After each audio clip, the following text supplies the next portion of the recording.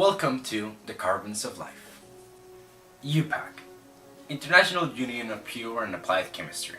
It is one of many chemistry organizations across the world that represent chemistry, but the thing is, this one is the greatest and biggest.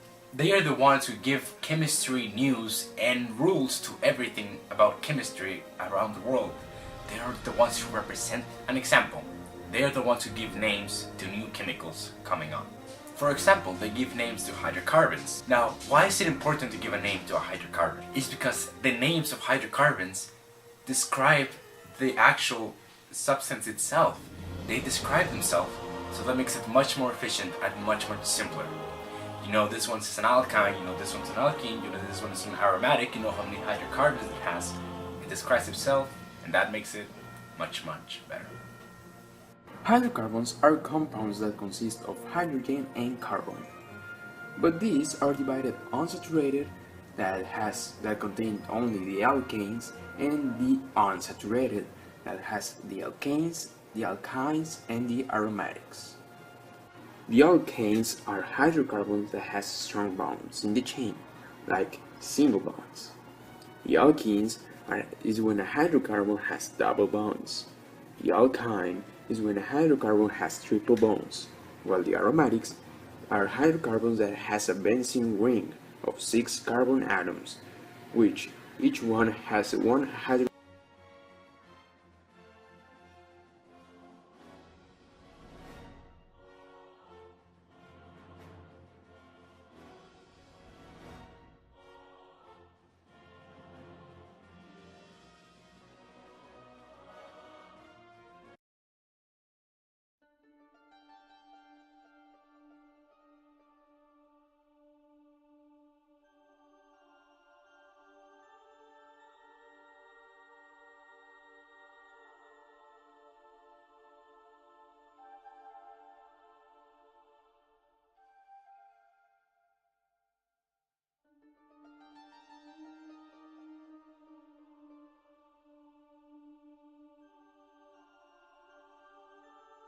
Alkenes.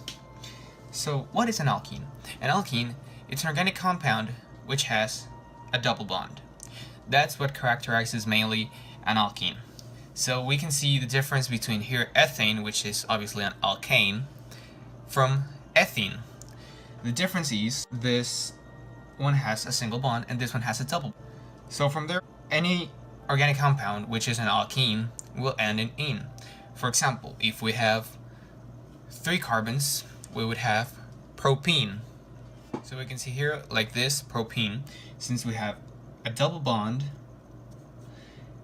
and we have 3 carbons, that's how we know it's propene. Now, the general formula to know how many carbons and how many hydrogens we have in an alkene is this one right here, CnH2n.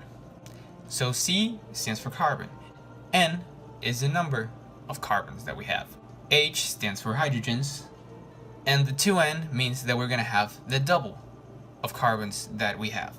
So for this example, ethene, since we have 2 carbons, the 2 would be the N. So now, replacing this 2 in this formula would have 2 times 2, which would be 4. This is double of this. Simple. Now let's go with this example. So obviously, since we have 3 carbons, we're going to have the double of hydrogens, which is 6 hydrogens, C3H6. We're going to see with this example right here how to name the alkene. So first of all, we have to identify our main chain. It could go like this, or it could go straight. So this extra hydrocarbon is called a substituent. Now we have it numbered. Every time that we do this, we have to number each one of our carbons in our main chain. So why did it start counting from here and not from here? That's pretty simple. Since this one is closer to this double bond, or well, to the double bond, we have to start counting from here.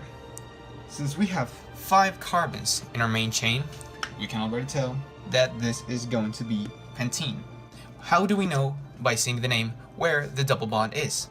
We got 1, 2, and then the next one is the double bond. So we're gonna say 2 pentene. We're almost done. What about this substituent right here? Oh, since it's only 1 carbon, we're gonna call it methyl. So it would be 4-methyl, since in the position number 4. 4-methyl 2-pentene. Alkynes are characterized for having a triple bond. We see the difference from the other two groups. So it's called ethyne because it is an alkyne, since it has a triple bond. So if it has a triple bond, it's going to be ending with "-ine". Now, what is the general formula for alkynes? The 1 squared. So it's CnH2n minus 2. C stands for carbon, H stands for hydrogen. The N stands for the amount of carbons that we have. Well, since we have 2 carbons, N is going to be 2. That means that we have C2, and then 2 times 2 is 4, minus 2 equals to 2. That's why we have C2 and 2. Taken to our next example, propyne. It's called propyne since it has 3 carbons and a triple bond. We're going to apply this formula. So we have N equals to 3 because there's 3 carbons. So that's C3. And then for the hydrogens, we have 3 times 2, which is 6, minus 2, which is 4. That's what we have. C3H4. Now, using this example, we're going to learn how to name alkynes. We have to number each carbon in our main chain. We start from here because it's nearer to the triple bond. So, we have 6 carbons, meaning that this is going to be hexane. And since 1, 2, our triple bond is next to our second carbon, it's going to be 2-hexane. Now, we have to take in mind this substituent. So this substituent, since there are 2 carbons in it, we're going to call it ethyl. And since it's on our 4th position in the chain, it's going to be 4-ethyl. We end up having 4-ethyl 2-hexane. So now we're going to talk about aromatic compounds that could also be expressed as benzene rings. Benzene rings will most of the time be expressed like this or like this.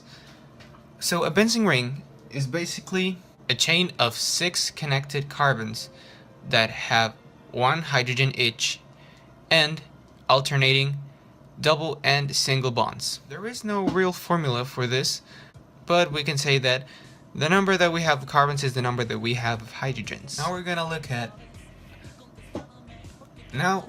to look at how to name benzene rings when they are substituents in a chain of carbons. So, every time a benzene ring is a substituent, we're going to call it a phenyl group. So, since there are 4 carbons in the main chain, it's going to be butane. And since this is located on the 2nd position, it's going to be 2-phenylbutane. Now let's see when a benzene ring has substituents. So, each corner is a carbon. As always, we have to count our carbons in a chain. So we start counting from here because from here to here is the least distance. So if we started counting from here, for example, it wouldn't be correct because we would have more space in between the substituents. We want to start always from alphabetical order when we name our compounds. So we're gonna start with bromine, because it comes before diethyl. So since it's in the 2nd position, we're gonna have 2 bromine, and then the 1 and the 3 are the same thing, ethyl. So we're gonna have 1, 3 diethyl benzene. La guardia, te recibo y me abrigo de tu piel. El destino me ha dado corazones de